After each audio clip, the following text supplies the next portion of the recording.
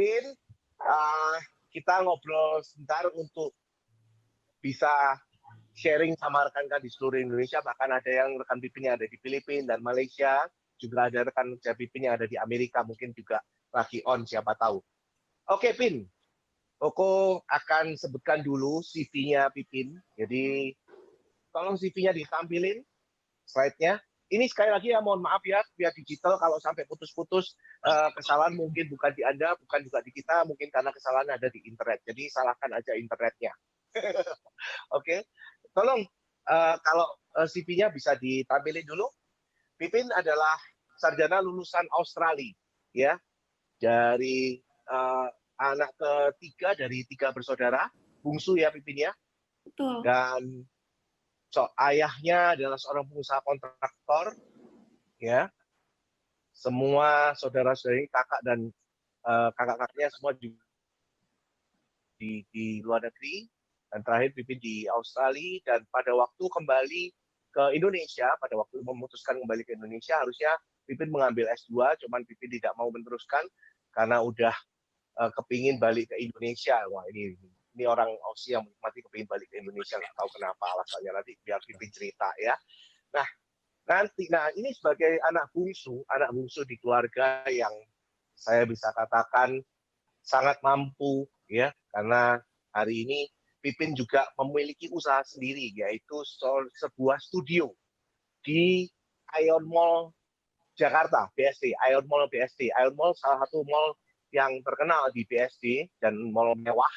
Dan Pipin di sana punya studio untuk lacing, namanya lacing, untuk masang apa itu, bulu mata katanya ya, bulu mata. Jadi kalau Mas Hedi nanti kalau dipasang cantik bulu matanya bisa Mas Hernandez.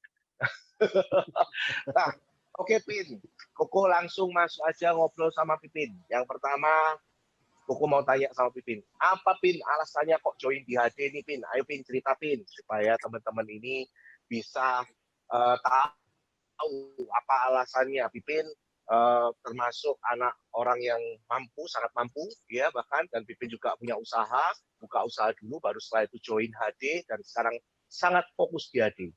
Silakan Pipin untuk mulai sharing cerita.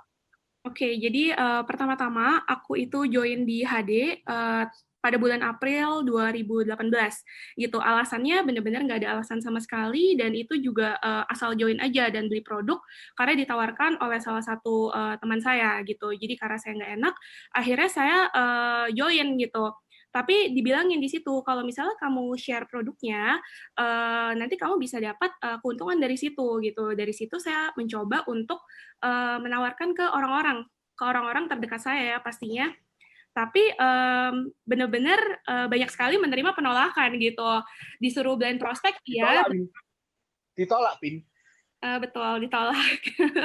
Oh. Ditolak. 2018 ya, 2018 ya, Pin ya. Betul, 2018. Oke. Gitu. Terus ceritanya terus lanjut. Setelah itu coba untuk blind prospect juga lewat social media, banyak banget sih yang ditawarin, sekitar kayak 100 online shop itu coba untuk menawarkan produknya, juga yang bales dari 100 itu mungkin bisa dibilang 7 atau 8 orang gitu. Dan yang closing itu cuma 1, dan sekarang tidak jalan. Gitu. 100 toko online dicoba untuk ditawarin HD, cuma 7 sampai 8 yang merespon. Wah, rasanya gimana itu, Pin? Rasanya down ya kok ya, yang namanya orang mengalami penolakan, dan apalagi setiap orang itu paling benci ya yang namanya menerima penolakan gitu. Makanya dari sejak itu aku memutuskan untuk ya udahlah, mungkin bisnis HD ini bukan untuk aku gitu. Jadi aku break 1 tahun, tapi benar-benar mulai menjalani itu pada bulan April 2019 setelah ikut acara terbesarnya HDI, yaitu BEST, yang mungkin tadi teman-teman semua udah ngelihat juga ya di awal sebelum acara ini mulai, itu ada video tentang BEST yang mungkin bisa dibilang selalu bikin aku itu nangis setiap kali lihat acara itu. Karena apa? Karena di acara itu aku benar-benar ngerasain banget, wow, itu adalah titik balik aku gitu. Jadi emosionalnya semuanya keluarnya dari video BEST itu gitu. Oke, Pipin. Namanya juga anak bontot. Katanya ada psikologi orang bilang kalau anak bontot itu kan manja, Pin ya, Pin. 2018 Pipin jalan dan ditolak segitu banyaknya orang, dan Pipin memutuskan untuk vakum. Menarik ini. Maret 2019, Pipin ikut BES. Ya, oke. Pertanyaannya sederhana. Cerita sedikit deh tentang BES. Kenapa kok bikin Pipin nangis dan terus April Pipin fokus jadi? Oke, jadi pada bulan Januari itu kan harusnya ada acara HD juga ya yang namanya Big. Nah, di situ aku benar-benar register juga ke upline saya yang satu ini, kesayangan saya Selvina. Tapi aku juga udah bayar, saya udah bayar, tapi saya cancel. Saya bail 2 hari sebelum berangkat gitu dengan alasan sibuk, dengan alasan yang nggak jelas. Sebenarnya saya malas aja untuk pergi ke acara itu gitu. Tapi lalu karena para upline itu juga pantang semangat untuk memfollow up saya, akhirnya saya diajakin ke acara BES itu yang diadakan pada bulan Maret gitu. Dan akhirnya nggak tahu kenapa, aku langsung bilang iya, oke, saya akan pergi. Dan itu beneran saya pergi ke BES itu gitu. Tapi dengan catatan saya bilang ke upline saya Selvina ini, saya nggak mau tahu, pokoknya saya harus satu kamar sama kamu. Kalau nggak saya nggak mau pergi gitu. Nah dari situ egoisnya udah keluar lagi gitu. Padahal dibilang deket juga belum gitu. Tapi saya ngomong itu ke dia gitu.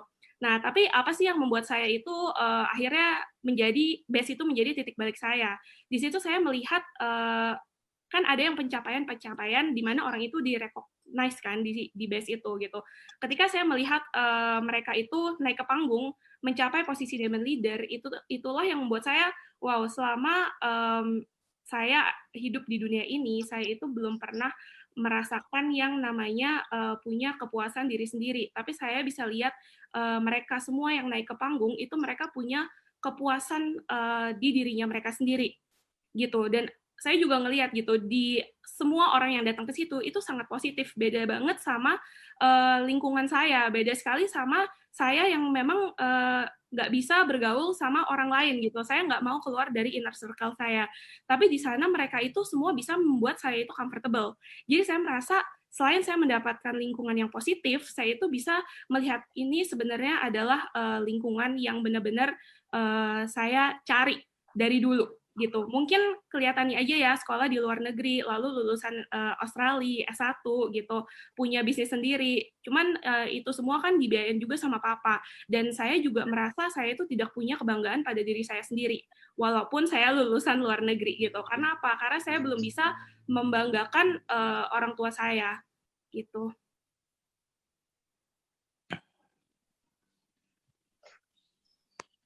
Oke, Pin. Tapi Pipin belum jawab pertanyaan Koko ya. Dalam artian gini, tadi kan Pipin cerita itu situasi di BES, dan Pipin juga istilahnya menunjukkan bahwa tidak jaminan. Jadi inilah welcome to millennial era katanya sebutannya ya. Anak-anak milenial pada waktu itu melihat recognition dan sebagainya. Pasti tentunya Pipin juga lihat Bapak Heri Hernandez dong, ya kan waktu itu. Iya, Sempat lihat nggak? lihat, Oke, lihat benar-benar ya. lihat. Nah.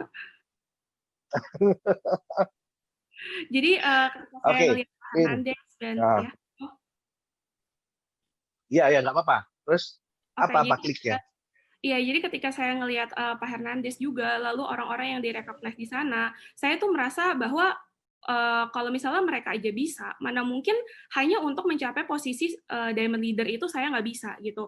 Makanya di situ adalah titik di mana saya itu berkomitmen bahwa bisa nggak bisa, saya itu harus bisa untuk mencapai posisi itu di bulan September. Jadi saya itu berkomitmen gitu, karena yang namanya komitmen kan pasti nggak bisa ditarik balik ya kok gitu. Jadi saya habis itu setelah pulang dari BES, saya benar-benar komitmen bulan April itu adalah bulan pertama saya menjalankan bisnis HDI ini. Lalu saya memang struggle juga loh untuk mencapai posisi Demon Leader. Tapi balik lagi ke komitmen awal, balik lagi ke mindset bahwa di sana ditekankan bahwa tidak ada orang itu yang gagal gitu. Tidak ada orang yang gagal kalau misalnya kamu mau untuk mencapai posisi Demon Leader, kamu pasti bisa bagaimanapun caranya asalkan ada actionnya gitu. Mantap. Itu persis seperti video YouTube Koyul yang kemarin ya. Tidak ada orang HD yang gagal, yang ada hanya yang berhenti. Nah, Bapak Ibu mohon maaf kalau ini saluran internetnya putus-putus. Perlu Anda ketahui aja, saya sebagai host ada di Surabaya, Pipin ada di Jakarta, tim operator digital, Herman, Grady ada di Bandung, ya. Terus kemudian ada juga mitra tamu Rolin di Jakarta, di Bandung, juga Pak Heri ada di Kediri, dan Pak Alex di Jakarta. Jadi makanya ini yang namanya era digital, masa depan, your future is only one hand, satu tangan HP Anda, satu TV Anda, untuk Anda bisa lihat. Oke, jadi saya balik lagi, Pin. Menarik banget ya, yang Pipin tadi. Teman Pipin tadi belum ngomong, apa yang bikin Pipin nangis itu? Kok sampai ikut PES nangis, nanti ibu-ibu nggak mau ikut PES soalnya, wah dibikin nangis gitu, Pin. Kenapa Ya, kok nangis, Pin?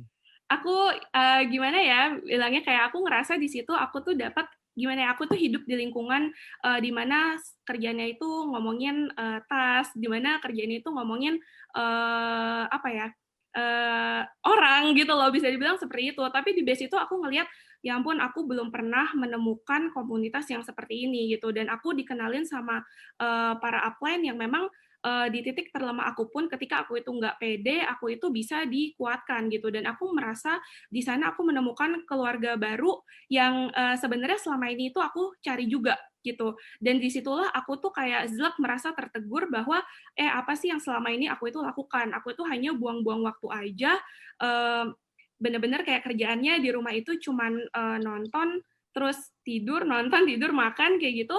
Tapi di situ kayak, oh, benar-benar dirubah karena melihat orang itu punya kepuasan dari dirinya sendiri gitu. Dan karakter aku pun di situ mulai, aku nggak bisa sih merasa, aku merasa nggak bisa kayak gini terus gitu.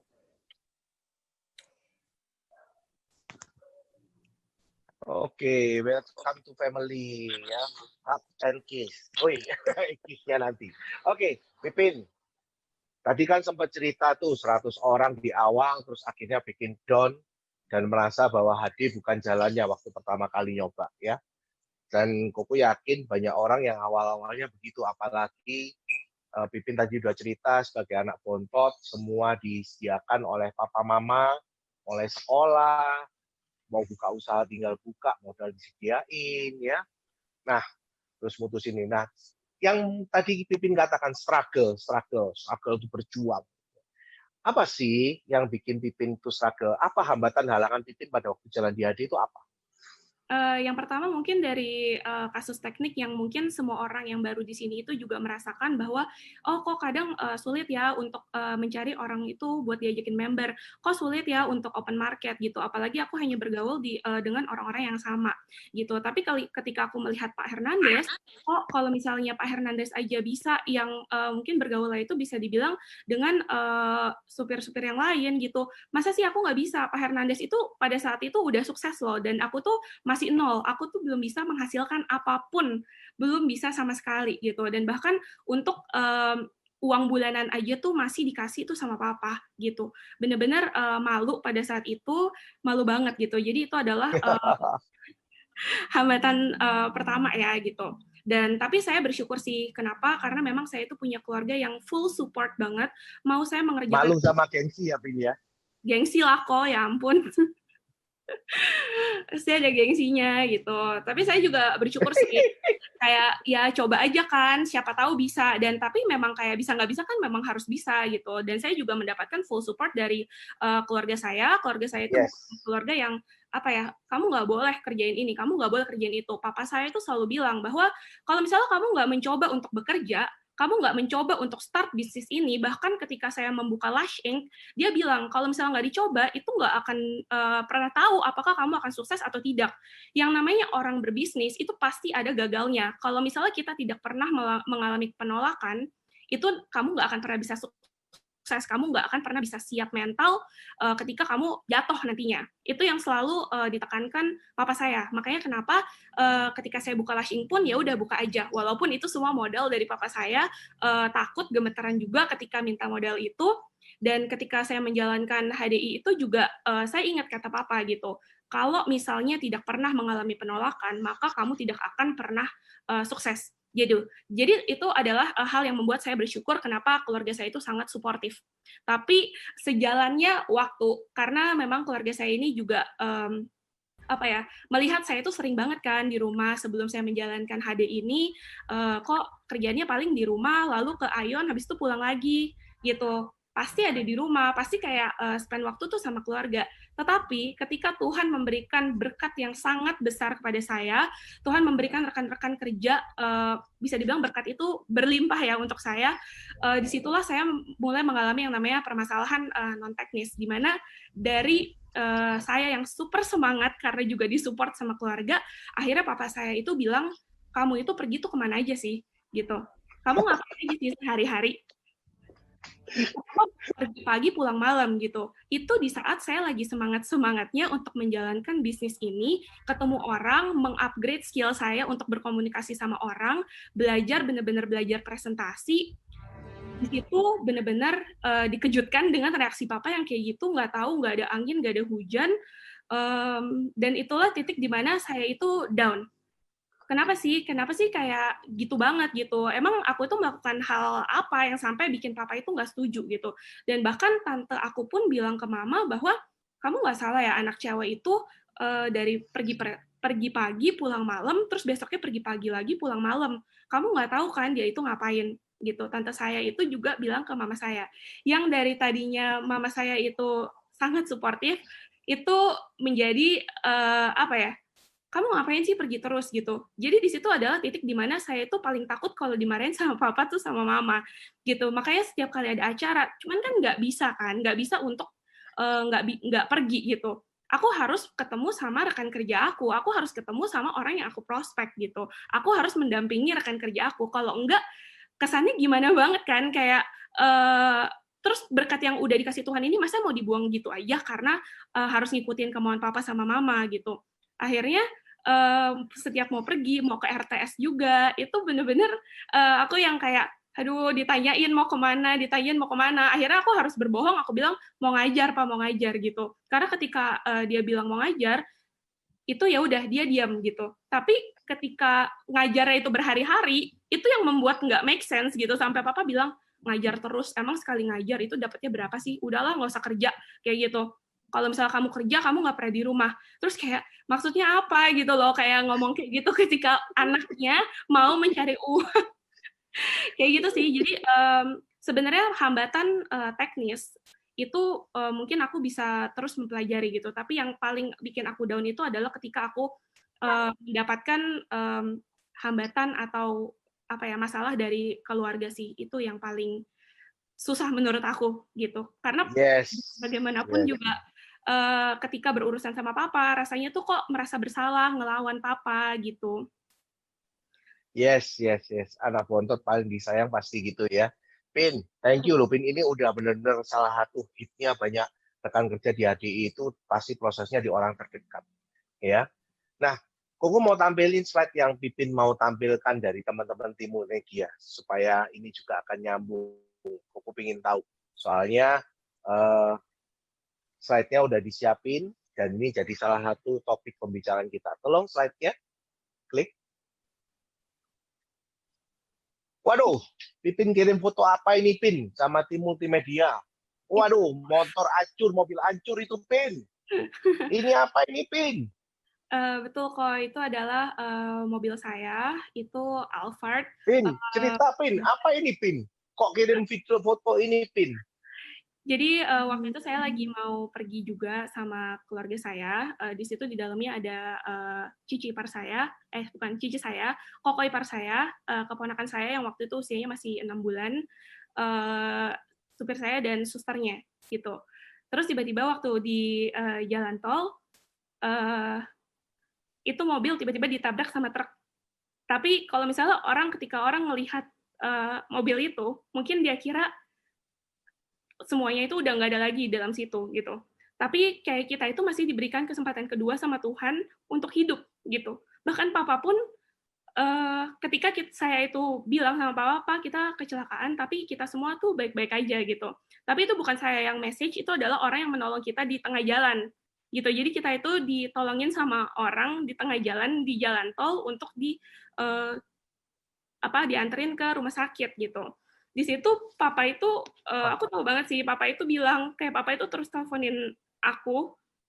Terus tapi kan aku nggak angkat karena aku nggak tahu handphone aku itu ada di mana, itu udah kelempar gitu. Dan ketika dia itu ngelewat tol itu, dia itu bilang sama Koko bilang sama mama bahwa dia nggak peduli dengan mobil gitu, asalkan anaknya itu nggak kenapa-napa, cucunya itu tuh nggak kenapa-napa gitu. Dan kenapa alasan papa itu selalu memberikan kita yang terbaik, selalu membiayai kita dan nggak mau kita susah, itu tuh karena dia tuh mau memberikan safety terhadap anak-anaknya. Mungkin beli mobil itu bisa, beli mobil itu dia bisa, tapi dia mau memberikan mobil tuh yang terbaik untuk kita gitu. Bayangkan aja kalau misalnya mobil itu adalah mobil Avanza yang ditabrak sama truk, mungkin kita semua tuh udah nggak ada gitu. Tapi dari situ papa itu bilang, benar-benar bilang di depan kita semua ketika dia sampai ke rumah sakit, dia cuma bilang satu kalimat, untung aja kalian itu nggak kenapa-napa, gitu. Dari situ tuh benar-benar tuh rasanya bersyukur banget punya papa tuh yang kayak gitu. Dan aku tuh selalu pengen bisa memberikan lebih untuk dia. Memang kelihatannya mobil itu hancur, dan memang nggak bisa dibenerin lagi, kita tuh cuma bisa jual pretelan gitu. Tapi 1 minggu kemudian, didatengin sama papa Alphard baru, biar apa? Biar ketika kita pergi masih ada safety buat anaknya, buat istrinya, dan buat keluarganya, gitu. Kalau misalnya bisa dibilang papa memang punya mobilnya sendiri, papa punya mobilnya sendiri, tapi bisa dibilang mobil itu ya udah lumayan tua ya, tapi dia itu selalu memberikan tuh yang terbaik buat kita, yang terbaru buat kita agar apa? Biar kita itu bisa safe gitu. Karena orang bilang ya emang apa ya, nasib itu di tangan Tuhan gitu. Kita mati itu takdir juga di tangan Tuhan gitu. Tapi apa salahnya sih untuk mencegah segala sesuatunya itu dengan yang bagus gitu, dengan yang safe gitu. Di situ tuh aku benar-benar ngerasa bersalah juga, kayak kerjaannya tuh kayak cuman buang-buang duit orang tua doang. Tapi kayak papa tuh nggak pernah minta apapun in return gitu. Dia selalu memberikan yang terbaik tanpa tanpa minta balasan gitu. Dia tuh selalu melakukan hal itu, dan bahkan ketika aku buka Lashing pun dia bilang bikin yang terbaik biar orang-orang yang datang ke salon kamu itu nyaman. Makanya kenapa aku tuh punya impian di mana aku itu bisa Wow, membahagiakan amazing, mereka. Gitu sih, kayak amazing. ya.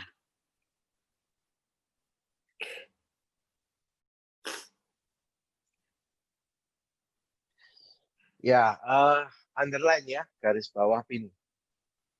Memberikan orang yang terbaik memberikan yang terbaik untuk orang-orang yang dicintai. Dan Pipin, thank you udah mau berbagi di foto itu. Saya nggak nyangka itu foto apa. Dan ya itulah, saat ini kalau Pipin merasakan betapa besar cintanya Papa sama keluarga, sama Pipin, disitulah bukan bicara cuma sekedar materi, tapi pastinya itu salah satu refleksi yang paling penting. Kalau kita ingin sayang dan cinta sama orang, pasti diberikan yang terbaik. Ya, Pin, ya. Thank you, Pipin, udah mau inspire cerita mengenai foto mobil itu. Tolong slide berikutnya, ya. Ya nggak apa-apa, sedia tisu aja bagi semua attendant. Slide berikutnya, kalau ngelihat mobil ini mah selesai mah itu yang ditabrak Edian, hancur-cur itu. Oke, tolong slide berikutnya. Ya, jadi Pipin juga struggle. Oh, ini nah keluarga Pipin. Nah, itu Papa di sebelahnya, ya Koko di sebelahnya, ya ipar semua, Cece sama Koko ada di situ. Itu keluarga besar Pipin ya.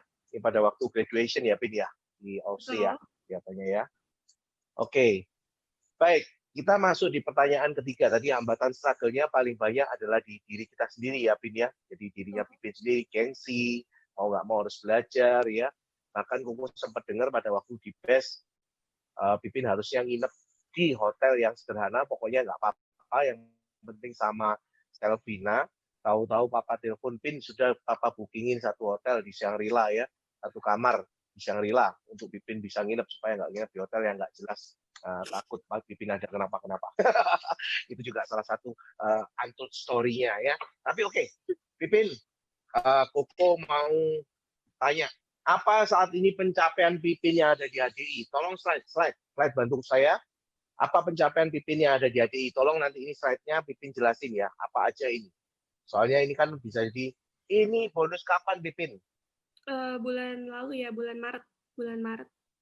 Bulan Maret kemarin. Total Ya. bonus Pipin berapa itu? 193.780.000. 193.780.000 kok, Etian. Pipin 3 bulan lagi beliin Papa Alphard baru kalau udah gitu ya. 3-4 bulan lagi ya. Wow, amazing. Pipin, bentar. 2018 Pipin gabung. Pipin terus kemudian nyoba untuk jalan. Pipin putus asa. 2019 Maret ikut BES. April 2019 baru mulai aktif jalan. Ya betul ya. April 2019 baru mau jalan. Terus kemudian ini adalah April 2020. 1 tahun tepat Pipin. Ini Mei ya, ini bulan Mei. Jadi 1 tahun tepat Pipin merintis dan ini 1 bulan kemarin 193 juta Bapak Ibu. Ini apa lagi? Oh ini yang di-post di medsos ya. Post di medsos. Oke, slide berikutnya. Slide berikutnya ada lagi. Apa lagi? Slide berikutnya. Gila, 1 tahun bos, 193 juta 1 bulan.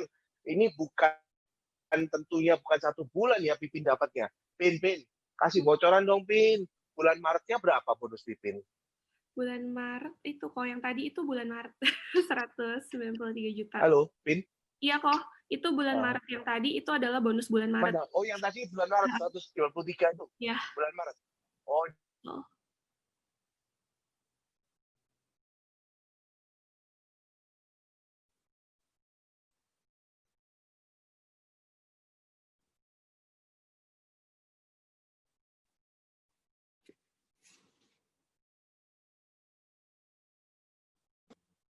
Halo. Hasil bulan Februari yang diterima Maret. Pin, yang bulan Februari berapa? Sorry. Yang bulan Februari. Ini sambung bulan internet saya yang bermasalah. Kenapa ya? Halo, Pipin? Iya kok. Iya kok. Halo.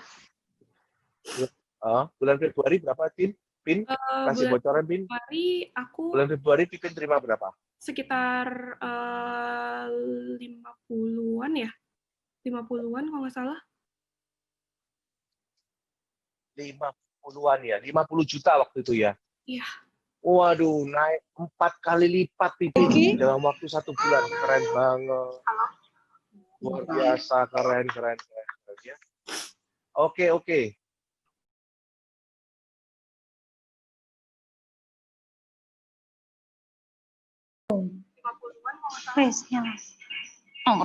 Kesentuh. Waduh, naik.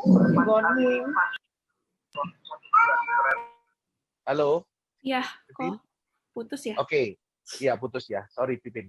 Apa harapan Pipin ke depannya selama di HDI nanti? Harapan aku ke depannya pastinya aku tuh pengen sukses, tapi aku tuh nggak pengen sukses itu sendirian aja gitu. Aku punya rekan-rekan kerja yang tadinya aku tuh bisa dibilang itu strangers ya, aku nggak kenal sama mereka, tapi akhirnya bisa jadi keluarga juga di sini gitu. Jadi aku nggak mau sukses itu cuma sendirian, aku pengen rekan-rekan kerja aku yang mungkin udah punya pencapaian atau maupun orang-orang yang baru join atau yang apa ya, pencapaiannya baru sampai enterprise manager, aku yakin kita semua itu bisa sukses sama-sama. Jadi itu adalah kemauan aku yang pertama tuh. Yang kedua, aku pengen banget punya yang namanya sumber pendapatan. Jadi ketika aku itu lagi berhalangan untuk bekerja, mungkin kesannya kayak sekarang aku itu kerja ya dari pagi sampai malam, susah diajak ngomong. Kata mama juga, mama tuh udah satu rumah sama kamu, work from home kok, rasanya ngajak kamu ngomong aja tuh nggak nyampe 100 kata dalam sehari, itu yang dibilang sama mama. Tapi kayak ya udahlah, yang penting kayak nanti ketika aku itu udah bisa punya yang namanya sumber pendapatan unlimited kayak Bapak Chandra, nah, nanti aku bisa spend time lebih lagi waktu sama keluarga juga gitu. Terus aku juga kalau misalnya tadi kalian lihat foto keluarga aku, sebenarnya impian aku adalah yang ada di foto itu gitu. Jadi keluarga aku adalah impian aku. Jadi aku tuh pengen banget jadi perahu penyelamat bagi keluarga. Jadi ketika mereka itu membutuhkan, aku itu bisa yang backup mereka. Ketika papa mama itu mau menginginkan sesuatu hal terucap atau tidak terucap, aku itu cuman tinggal beliin buat mereka gitu. Mereka nggak usah ngomong, aku tinggal beliin. Itulah yang dilakukan selama ini sama papa dan mama, dan aku juga mau memberikan itu untuk mereka, apalagi sebelum terlambat. Makanya aku tuh takut banget, aku tuh kayak dikejar-kejar waktu di sini, takut banget terlambat, kayak apalagi akhir-akhir ini tuh kayak banyak banget unexpected moment bagi orang-orang di luar, tapi aku masih tetap bersyukur. Kenapa? Karena mereka itu sekarang baik-baik aja gitu. Keluarga aku tuh sekarang masih baik-baik aja. Kita tuh nggak akan pernah tahu apa yang akan terjadi tuh besok gitu. Makanya kenapa di sini aku tuh kayak dikejar-kejar waktu, aku takut semuanya itu jadi terlambat. Jadi kalau misalnya kalian lihat foto yang tadi itu, aku tuh kalian tanya impian aku apa, impian aku tuh ya udah sebatas hanya yang ada di foto itu aja. Wow, keren Pipin. Thank you banget. So proud be your family also ya. Thank you.